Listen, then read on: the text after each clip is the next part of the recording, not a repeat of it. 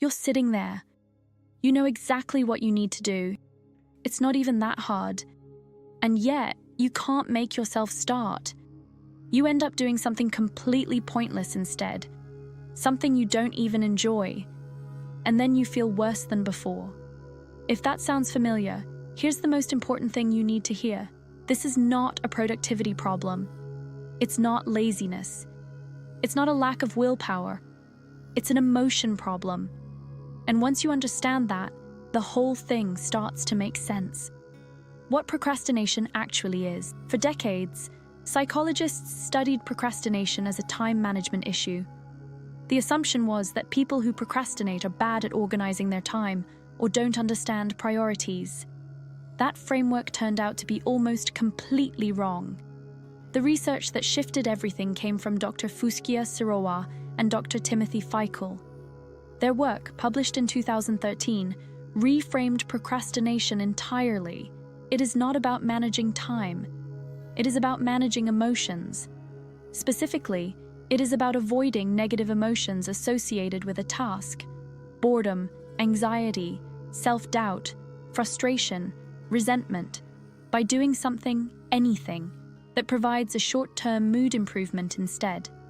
The task sits there, generating discomfort. Your brain registers that discomfort as a threat. And your brain is very, very good at steering you away from threats, even imaginary ones. Why the work doesn't have to be hard. This explains something that confuses a lot of people. Why you can procrastinate on tasks that aren't actually difficult. The difficulty of the task is almost irrelevant.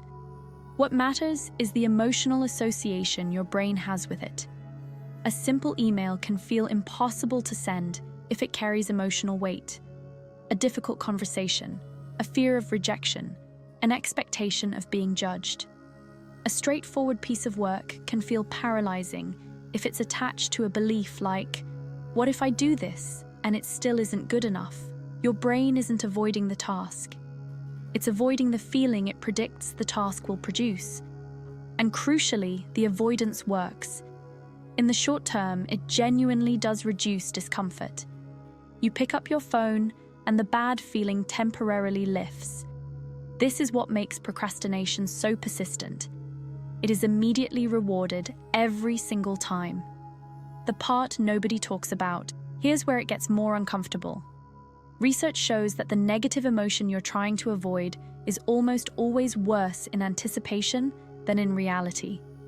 The moment you actually start a task, even one you've been dreading, the anxiety drops significantly. Not because the task gets easier, but because the uncertainty collapses. The threat your brain was running from turns out to be smaller than the warning signal suggested. Psychologists call this the task aversion gap. The distance between how bad you expect a task to feel and how bad it actually feels once you begin. And yet, your brain continues to generate the warning signal anyway, because it doesn't learn quickly from positive experiences. It learns powerfully from avoidance. Every time you avoid and feel relief, you reinforce the neural pathway that says, this thing is dangerous, avoid it. You are not broken. You have simply trained your brain very effectively. 3 things that actually work. Understanding the real mechanism changes which solutions make sense.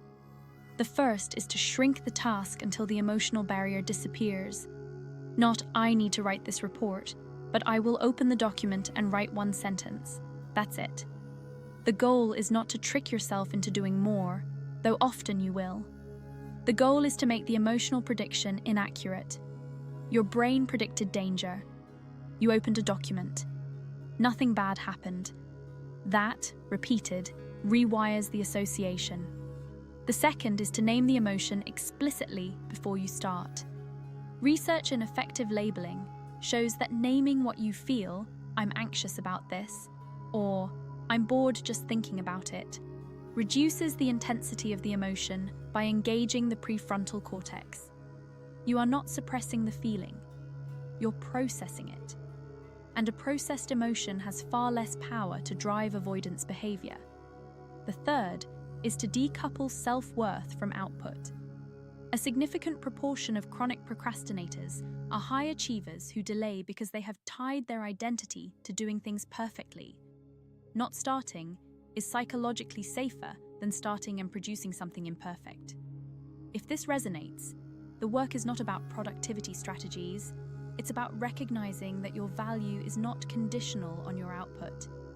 Procrastination is not a character flaw, it is a learned emotional response, one that is entirely possible to unlearn, but only if you stop treating it as a time problem and start treating it as the emotion problem it actually is. If this shifted something for you, subscribe, because every week we go deeper into the psychology behind why we think, decide, and behave the way we do. See you next time.